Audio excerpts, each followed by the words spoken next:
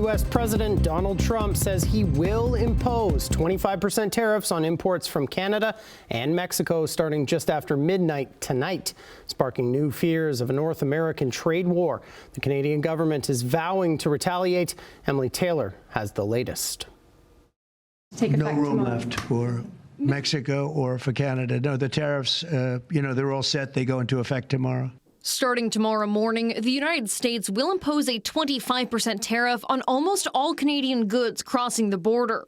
And U.S. President Donald Trump says there's no chance to strike another deal and delay the tariffs once more. Foreign Affairs Minister Melanie Joly says Ottawa is still in talks with the White House this evening, but she also says Canada is ready to retaliate. Let's be clear. If Trump is imposing tariffs, we're ready.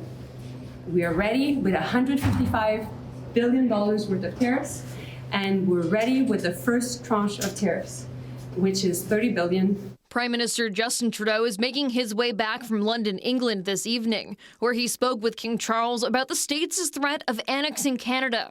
We do have to be aggressive.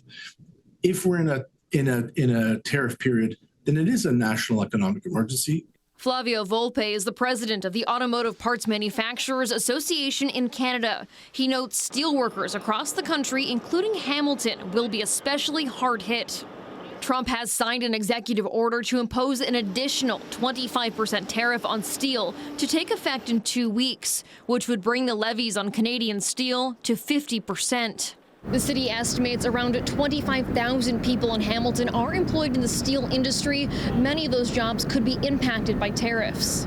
Earlier today, federal Liberal leadership candidate Chrystia Freeland spoke with workers at Hamilton's Stelco steel plant, vowing to match Trump's tariffs dollar for dollar if she becomes the next prime minister. If they hit us, we will hit back, and it is going to be surgical and targeted, so it does the minimum harm to us and creates the maximum pain in the people who have the most influence with Donald Trump. Volpe says he supports a dollar-for-dollar retaliation. He just cautions the government to be strategic in choosing what gets taxed.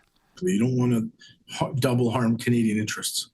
Depending on what, for example, we just use steel companies. What do steel companies buy from the U.S.?